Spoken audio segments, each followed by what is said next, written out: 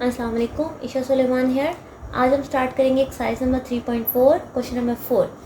Question number 4 अगर आप देखा जाए तो उसके अंदर हमारे पास स्टेटमेंट गिवन है कि हमने प्रॉफिट निकालना है स्विमिंग सूट्स का। ठीक है, एक डिपार्टमेंट का स्टोर है, वो स्विमिंग सूट्स बनाता है और उन्होंने उस हिसाब से प्रॉफिट पूछ रहे हैं। फंक्शन जिस फंक्शन के थ्रू ये सारा प्रॉफिट बन रहा है वो है P of T 5 - 5 cos pi t by 26। पहला पार्ट है रेट ऑफ चेंज निकालें। रेट ऑफ चेंज किसे कहते हैं? डेरिवेटिव को। हम डेरिवेटिव फाइंड आउट करेंगे। पार्ट बी में वो आपसे कह रहे हैं कि 8, 26, 50 इन वीक्स के बाद कितना प्रॉफिट हुआ है वो बताएं। सबसे पहले रेट ऑफ चेंज निकालेंगे, फिर उसमें टी की जगह 8, 26 और 50 पुट करके चेक करेंगे। ओके जी, स्टार्ट करते हैं। डेरिवेटिव लिख देते हैं d p by d t of 5 - 5 cos pi t by 26। Okay जी, 5 एक कांस्टेंट नंबर है, उसका डेरिवेटिव हो गया 0 -5। कॉस का डेरिवेटिव होता है माइनस साइन, और क्योंकि एंगल डिफरेंट होता है इसलिए एंगल का भी derivative minus minus plus pi t by 26। जिस तरह के एक्स के साथ वाला नंबर डेरिवेटिव होता है, अब टी है तो टी के साथ वाला नंबर डेरिवेटिव है। अगर इसको मैं मॉडिफाई करूँ,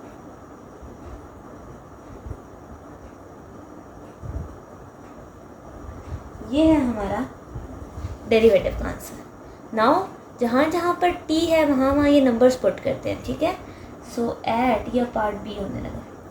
टी इज इक्वल्स टू 8, तो 5 पाई की वैल्यू होती है 3.14, 26। एंगल के अंदर जो पाई होता है वो 180 होता है। ठीक हो गया, मैंने वैल्यूज लिख दी। कैलकुलेटर पे इसको डालेंगे और हमारे पास आंसर आता है 0.49। ठीक है, now at T is equal to 26, तो 5 3.14 बाई 26 साइन 180 इंटू 26 बाई 26। इसको जब हमने सॉल्व किया तो हमारे पास आंसर आया 0। सो इस बार उन्हें 0 प्रॉफिट हुआ। और लास्ट है टी 50, यहाँ पे लिख लेते हैं। सो 5 3.14 26 साइन 180 इंटू 50 डिवाइडेड बाई 26। इसको सॉल्व किया तो मेरे पास आया -0.144। तो ये हमारा $100 पर वीक है। ये भी हमारे पास $100 पर वीक था। ठीक है, वो प्रॉफिट आपसे पूछे थे। सवाल में मैंने 100 क्यों लिखा? क्योंकि सवाल में गिवन है कि हमने ये प्रॉफिट है वो हंड्रेड्स ऑफ डॉलर्स है, तो जो भी आंसर आएगा उसको $100 में लिखेंगे। ठीक है, तो ये था क्वेश्चन नंबर 4। क्वेश्चन नंबर 5 अगर देखा जाए तो ये हमारे पास हमारे इनहेल एक्सेल ब्रीथिंग सिस्टम से रिलेटेड है। सो आपके पास सबसे पहले फंक्शन गिवन है 0.45 - 0.35 cos pi t by 2। Question बिल्कुल क्वेश्चन नंबर 4 जैसा है। ठीक है, part 1 rate of change, part 2 3, 4, 5 seconds के बाद आंसर बताने। स्टार्ट करते हैं। D v by d t 0.45 0.35। Okay जी, 0.45 का डेरिवेटिव किसी भी नंबर का डेरिवेटिव होता है 0 माइनस कॉस का डेरिवेटिव हमने पढ़ा माइनस साइन होता है, और फिर उसी एंगल का डेरिवेटिव दोबारा लेते हैं। ठीक है, so minus minus plus 0.35 sine pi t by 2, और पाई टी बाई 2 का डेरिवेटिव होता है पाई बाई 2। वो मैं शुरू में लिख देती हूँ। ठीक है, हमारी मर्जी, आप स्टार्टिंग में एंडिंग कहीं भी लिख सकते हैं। ओके जी, डेरिवेटिव तो आ गया। अब हमें टी की जगह 3, 4, 5 पुट करना है। टी की जगह 3 पुट करते हैं।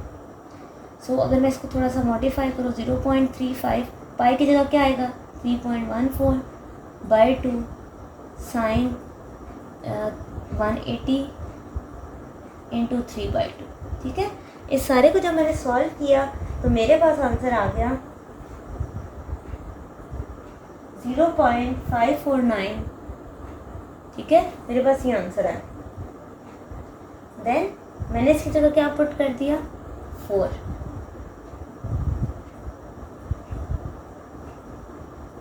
One 80 into 4/2। जब ये मैंने पुट किया तो मेरे पास आंसर आ गया 0। ठीक है, आंसर क्या आ गया 0। Same t is equal to 5, सारी चीज़ें यहाँ से लिखी और जब t इज इक्वल टू 5 को मैंने चेक किया तो मेरे पास आंसर आया 0.5498 लीटर्स पर सेकेंड।